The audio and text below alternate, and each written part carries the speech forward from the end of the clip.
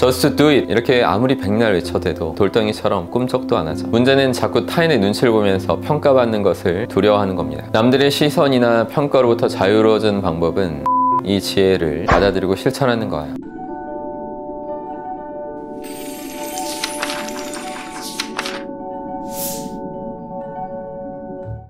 시작이 반이다. 시작이 어렵지 일단 시작하면 절반 이상 해냈다는 말이죠. 근데 사실 시작보다 마무리가 중요합니다. 처음에는 호기롭게 시작했는데 이제 용두사미로 흐지부지해지는 사람이 많죠. 그럼에도 불구하고 마무리보다 시작이 반이다 이런 말이 강조되는 건 그만큼 사람들이 시작 자체를 못하고 있다는 겁니다. Just do it 이렇게 아무리 백날 외쳐대도 돌덩이처럼 꿈쩍도 안 하죠. 문제는 자꾸 타인의 눈치를 보면서 평가받는 것을 두려워하는 겁니다. 가령 내가 유튜브에 영상 올리면 주변 사람들이 뭐라고 손가락질할까, 괜히 악플이나 달리진 않을까, 이런 안 좋은 상상을 하니까 시작할 수 있는 동력이 완전히 꺼져버린 거죠. 사람이 무언가를 생산할 때 애정과 정성을 쏟으면 거기에 애착이 생기게 됩니다. 타인이 그것을 날카롭게 비평하면 기분이 좋을 리가 없죠. 일부 사람은 이 애착이 너무 심해서 작품이 마치 자기 자신인 것처럼 받아들여 내가 만드는 것과 나 자신을 나눠서 볼 수 있어야 되는데 무언가에 나를 온전히 투영시키니까 그것에 대해서 평가받는 것이 싫고 두려워지는 겁니다. 평가받는 것이 싫다면 평가받을 행동을 아예 안 하게 되고 소극적으로 변해서 백스테이지에서 다른 사람이 활약하는 거나 지켜볼 수밖에 없게 돼요. 남들의 시선과 평가로부터 좀 더 자유로운 사람이 되어야만 합니다.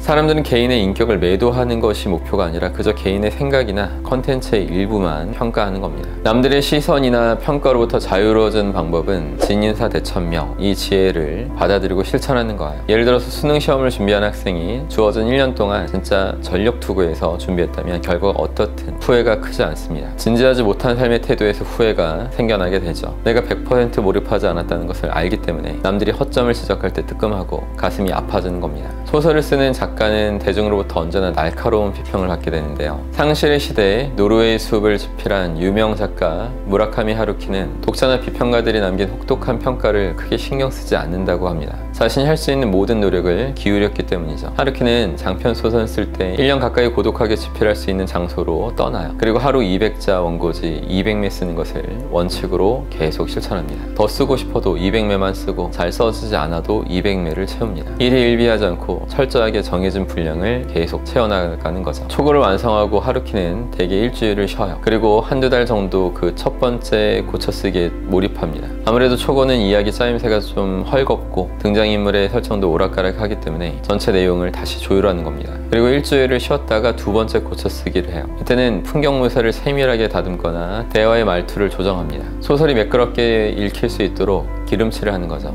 여기까지 하고 보름에서 한 달 정도 긴 휴식을 하면서 소설은 잠깐 내려놓는다고 했어요. 하루키는 이 기간을 양생기간이라고 표현합니다. 건축 현장에서 콘크리트가 완전히 마를 때까지 기다리는 것을 양생이라고 하죠. 그리고 하루키는 완전히 새로워진 정신 상태로 다시 세부 내용을 철저히 퇴고합니다. 이렇게 신선한 정신 상태에서 다시 집중해서 보다 보면 전에 보지 못했던 결함들이 보이게 됩니다. 꼼꼼하게 수정 과정을 거친 후에 하루키는 우선 아내한테 그 원고를 보여줘요. 베스트셀러 작가인 하루키도 아내가 지적하면 화가 나서 말다툼할 때가 있다고 합니다. 하지만 지적받은 곳에는 뭔가 위화감이 있다고 판단 내리고 지적한 사람의 말을 그대로 따라하진 않지만 어떤 식으로든 수정을 한다고 합니다. 완성된 원고는 최종적으로 편집자한테 전달이 되죠. 편집자한테도 피드백 받으면서 이제 하루키는 이때부터 냉정하고 객관적으로 소설을 바라보게 돼요. 1년이 넘게 모든 과정이 초집중을 하고 나서 소설은 정식 출간됩니다. 당연히 인기 작가답게 이제 많은 사람들이 그 책을 읽고 갑론을박이 쏟아지게 되는데 하루키는 이때부터 타인의 평가로부터 완전히 자유로워진다고 했어요. 왜냐면 자신의 작품의 모든 노력을 기울였다는 것을 알기 때문입니다. 최선을 다했다는 느낌이 있을 때 타인의 평가는 부차적인 것이 돼요. 진인사대천명, 인간이 할 수 있는 모든 일을 하고 그 뒤에 하늘의 뜻을 기다린다. 이렇게 할 수 있는 모든 것을 해버리면 뒤따라오는 평가는 아주 초연하게 받아들일 수 있게 됩니다. 레이먼드 카버라는 유명 작가는 자신의 에세이에서 이런 말을 남겼어요.